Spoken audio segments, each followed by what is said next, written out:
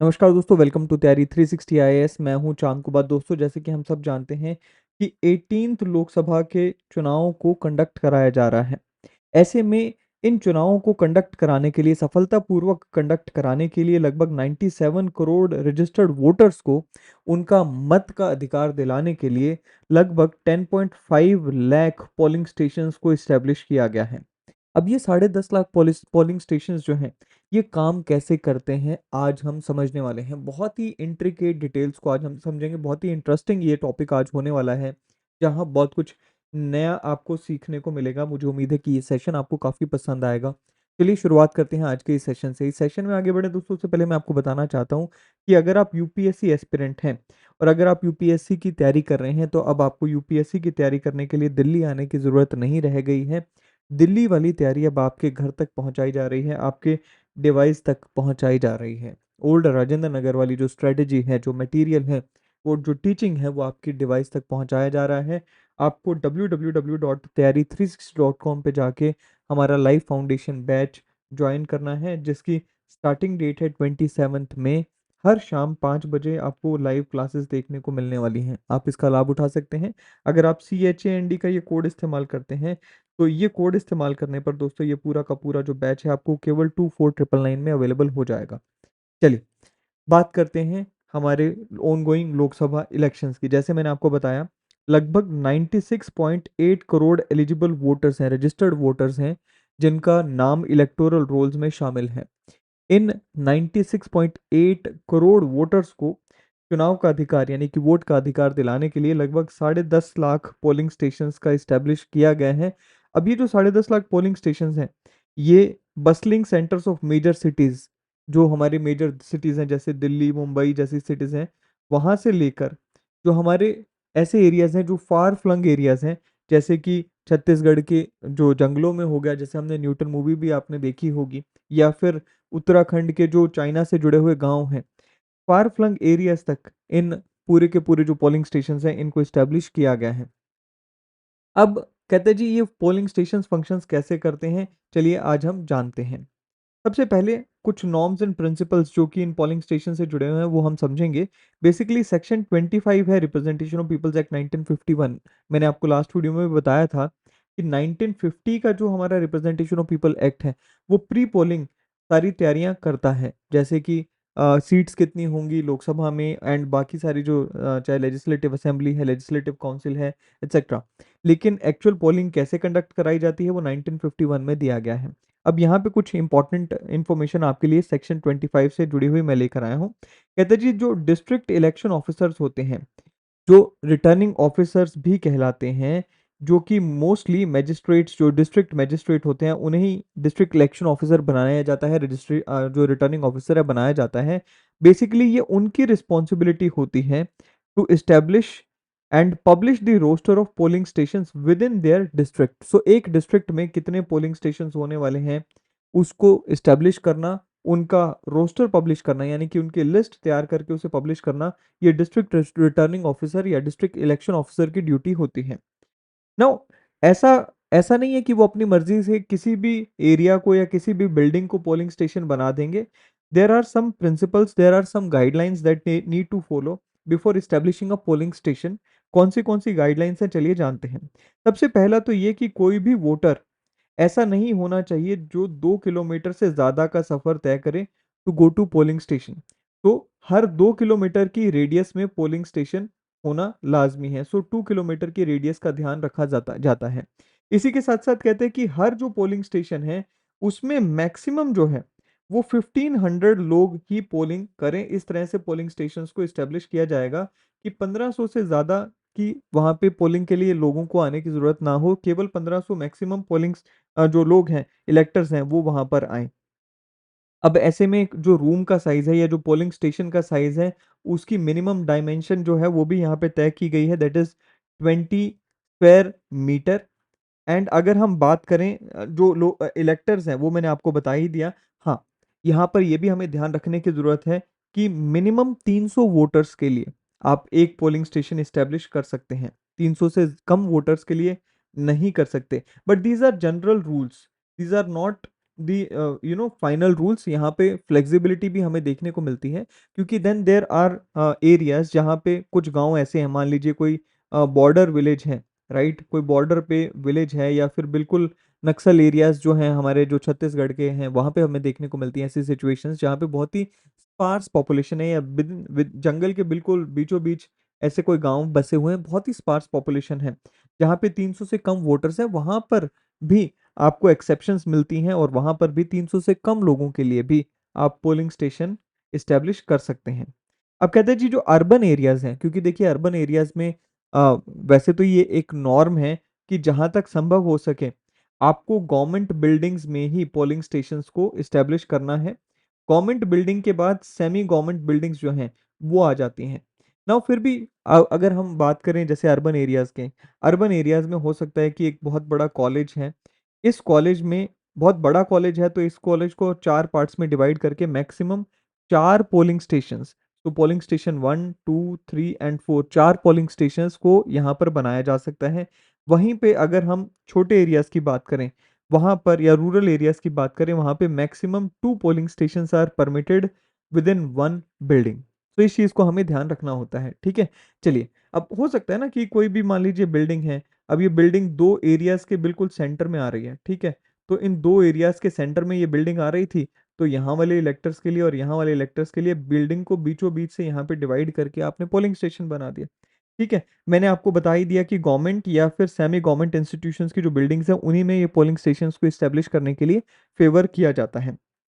अब कहते हैं जी, अगर बहुत ही ज़्यादा नेसेसिटी हो, तभी आप प्राइवेट बिल्डिंग्स को यूटिलाइज़ कर सकते हैं फॉर पोलिंग स्टेशंस।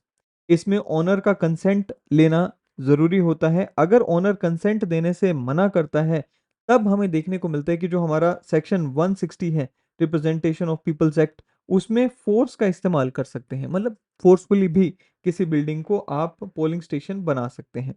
अब कहते हैं जी, जो लिस्ट है पोलिंग स्टेशंस की, it undergoes verification and updating during annual revision of electoral rolls. तो हर इलेक्टोरल रोल में पोलिंग स्टेशंस की भी यहाँ पे, मतलब एनुअली जो है पोलिंग स्टेशंस की जो लिस्ट है वो भी रिवाइज होती है, राइट?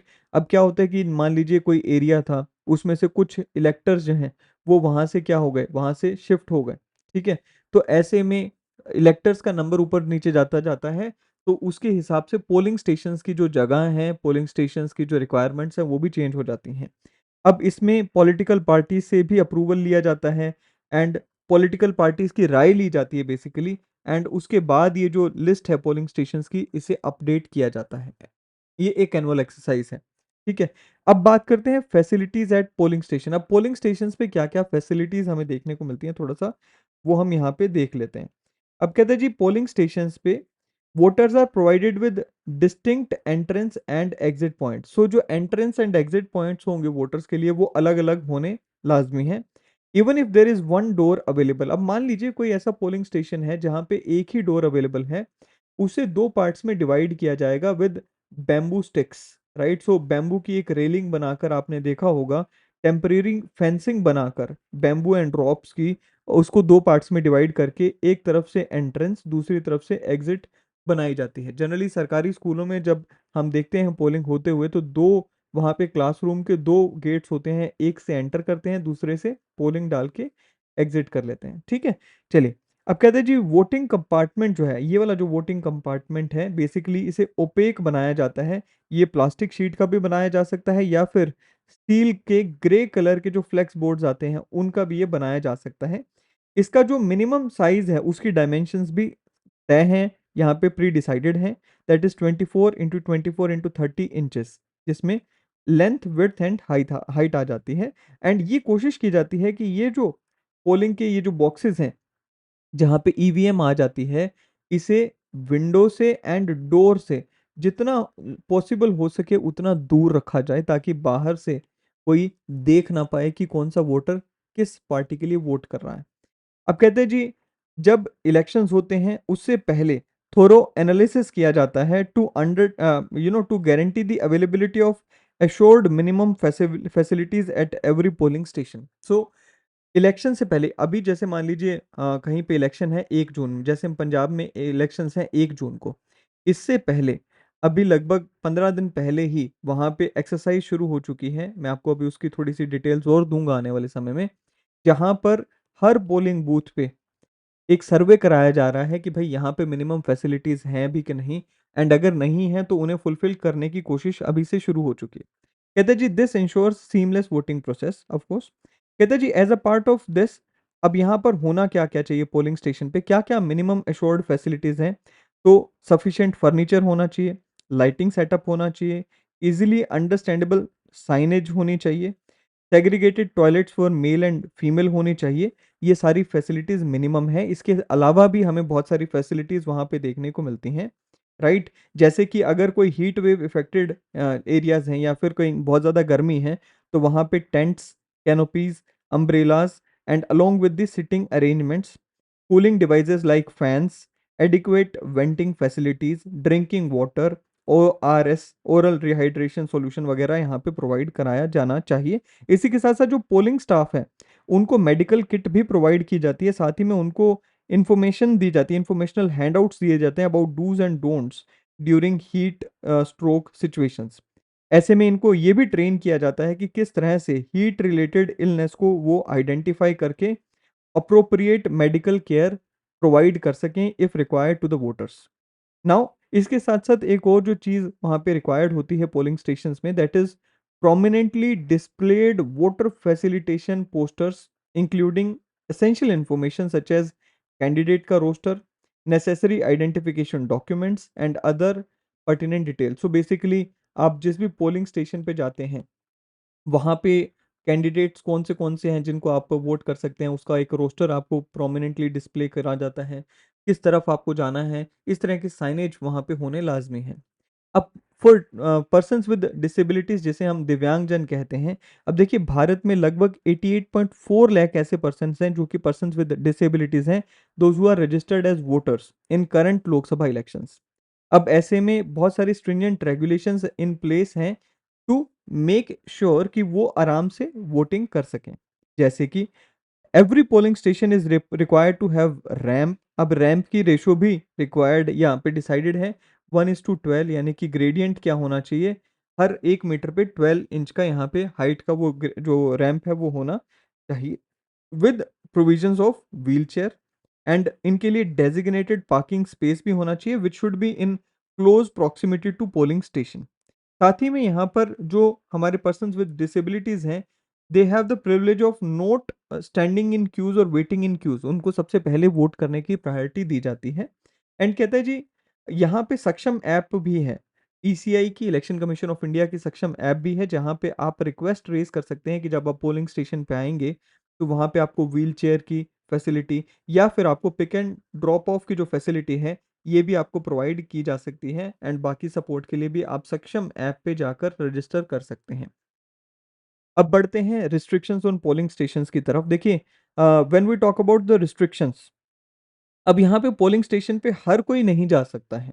कौन-कौन जा सकता है उसकी एक स्पेसिफिक लिस्ट है। हालाँकि ये लिस्ट बहुत लंबी है, बट ऐसा है कि भाई मान लीजिए आपका उस पोलिंग स्टेशन से कोई दूर-दूर तक वास्ता नहीं है, तो आप वहाँ नहीं जा सकते हैं।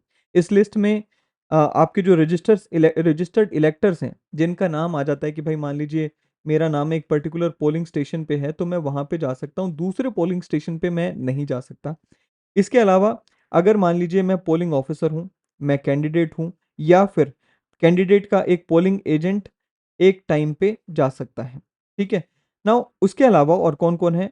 ऑथराइज्ड मीडिया पर्सोनल हैं, public servants on election duty हैं, इलेक्शन कमीशन ऑफ इंडिया के जो अपॉइंटेड ऑब्जर्वर्स होते हैं, माइक्रो ऑब्जर्वर्स होते हैं, वीडियोग्राफर्स होते हैं, फोटोग्राफर्स हैं, वेबकास्टिंग स्टाफ जो है, ये सारे के सारे वहाँ पर पहुँच सकते हैं। इसके अलावा मान लीजिए कोई इलेक्टर है, कोई वोटर है, उसके हाथ में एक छोटा बच्चा है, which is carried in arms, वो उसको वहाँ पर ले जा सकते हैं। इसके अलावा कोई ऐसा व्यक्ति है, या तो वो विजुअली इम्पेयर्ड हो या फिर काफ़ी ज़्यादा कमज़ोर वोटर हो, चलने-फिरने में सक्षम ना हो, तो उनकी हेल्प के लिए भी यहाँ पर एक व्यक्ति को परमिशन दी जा सकती है जाने के लिए। अब एक्चुअल में जो पोलिंग रूम के अंदर का कैसा सिनेरियो रहता है वो हम यहाँ पर देख लेते हैं। देखिए यहाँ पर आपको 3 स्टेशंस देखने को मिलते हैं, राइट? क्या होता है चलिए देखते हैं। कहता है जी, a polling team consists of a presiding officer and 3 polling officers. So एक प्रिसाइडिंग ऑफिसर होते हैं एंड उसके अलावा 3 पोलिंग ऑफिसर्स होते हैं। तो ये प्रिसाइडिंग ऑफिसर यहाँ पे हो गए एंड 3 पोलिंग ऑफिसर्स 1, 2 एंड 3, ये 3 पोलिंग ऑफिसर हो गए। नाउ फर्स्ट पोलिंग ऑफिसर जो होता है वो आपकी आइडेंटिटी को वेरीफाई करता है, verifies the electors identity. Second polling officer जो है, अब यहाँ से जब आपकी पोल आइडेंटिटी वेरीफाई हो गई तो आप सेकंड पे जाते हो। सेकंड जो होता है वो आपको इंक लगाता है। आपने देखा होगा ना, इनडिलेबल इंक जो हम फिंगर पे लगाते हैं वो यहाँ पर लगती है on the left index finger. अब यहाँ पे ये भी तय है कि कहाँ पे लगेगी, तो left index finger, left hand के इंडेक्स फिंगर पे। And maintains the voters register, issues the voter slip. So यहाँ पे वो टिक करते हैं कि भाई वोटर का जो इलेक्टोरल रोल है उसमें कौन व्यक्ति है, उसका वोटर रजिस्टर वो मेंटेन करते हैं। एंड आपको एक स्लिप, जिसे हम वोटर स्लिप कहते हैं, वो इशू करते हैं। थर्ड पोलिंग ऑफिसर जो है वो इस वोटर स्लिप को कलेक्ट करता है एंड उसके साथ साथ इनके पास एक कंट्रोल यूनिट होती है जो ईवीएम से जुड़ी होती है। सो बेसिकली मान लीजिए यहाँ से कोई वोट डाल के निकलता है, उसके बाद जब तक ये अलाउ नहीं करेंगे, यहाँ से कोई बटन प्रेस नहीं करेंगे, तो नेक्स्ट वोट को कास्ट नहीं किया जा सकता। तो ये आपसे स्लिप लेंगे एंड आप इसके बाद ये कंट्रोल यूनिट का बटन प्रेस करते हैं एंड उसके बाद आप यहाँ पे जाकर वोट डाल सकते हैं। आप जब आगे चले जाएंगे तो फिर जो नेक्स्ट वोटर आएगा वो फिर से वही इनको स्लिप देगा, ये यहाँ पे बटन प्रेस करेंगे एंड जो है नेक्स्ट वोट यहाँ पे डल सकती है। ठीक है जी। सो कहते हैं जी, it oversees the electronic voting machines control unit and confirm कि आपकी जो इंक है उंगली पे वो लगी है प्रॉपर तरीके से या नहीं लगी है। सो ये यहाँ पर हमें चार चीजें, यहाँ पे चार या तीन प्रोसेस यूं कह लें कि देखने को मिलते हैं। तीन ऑफिसर, 1, 2 एंड 3 ऑफिसर्स, यहाँ पे आप वोट डालते हैं फिर उसके बाद यहाँ से चले जाते हैं। तो ये यहाँ पर प्रॉपर ये रूम के अंदर का माहौल रहता है। अब इसके अलावा भी कुछ और चीज़ें हैं जो मैंने आपको कहा कि भाई देखिए 15 दिन पहले ही पूरा का पूरा प्रोसेस शुरू हो चुका है। वो कौन-सा प्रोसेस है? अब देखिए, अगर हम स्टाफ की बात करें, ये आप यहाँ पे देखेंगे कि भाई यहाँ पे 4 लोग एक रूम में बैठे हैं, 3 ये हो गए और एक प्रिसाइडिंग ऑफिसर हो गए। इस तरह से 1500 पे एक पोलिंग स्टेशन है। तो अगर आप इस तरह का हिसाब लगाएँ तो बहुत ज़्यादा ऑफ़िसर हो जाएँगे। सारे ऑफ़िसर्स अगर रिटर्निंग ऑफ़िसर के साथ यानी कि डिस्ट्रिक्ट मजिस्ट्रेट के साथ अगर कोऑर्डिनेट करना चाहें, डायरेक्टली पॉसिबल नहीं है क्योंकि संख्या बहुत बड़ी हो जाती है।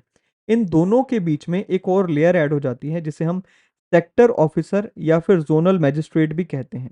अब लगभग 10 से 12 पोलिंग स्टेशंस के ऊपर 10 से 12 पोलिंग स्टेशंस के ऊपर एक सेक्टर ऑफिसर या फिर जोनल मजिस्ट्रेट को अपॉइंट किया जाता है, who facilitates the communication between polling staff and returning officer. So district magistrate या फिर जिसे हम पोलिंग रिटर्निंग ऑफिसर कह देते हैं, उनके बीच में एंड जो स्टाफ है ग्राउंड पे जो काम कर रहा है, इनके बीच में जो एक लेयर है उसे हम जोनल मजिस्ट्रेट कह देते हैं, जो कि 10 से 12 जो पोलिंग स्टेशंस हैं इनको कोऑर्डिनेट करते हैं, इनको सुपरवाइज करते हैं। एंड जो ये स्टाफ है इनके साथ ये कोऑर्डिनेट करके ये इंश्योर करते हैं कि जो सारी फैसिलिटीज वहां पे मिलनी चाहिए वो मिल रही हैं या नहीं, सारी अरेंजमेंट हो रही है या नहीं।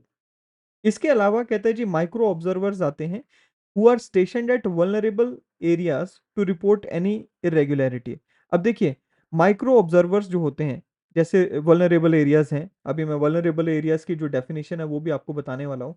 उन वल्नरेबल एरियाज को ऑब्जर्व करने के लिए माइक्रो ऑब्जर्वर्स आते हैं। इसी के साथ साथ booth level officers are stationed at voter assistance booth. अब देखिए, वोटर असिस्टेंस बूथ में ये बताया जाता है कि भाई आपका वोटिंग लिस्ट में नाम है कि नहीं, और वोटर्स को जो उनकी लोकेटेड जो पोलिंग बूथ है वहां तक पहुंचने में उनकी मदद करते हैं।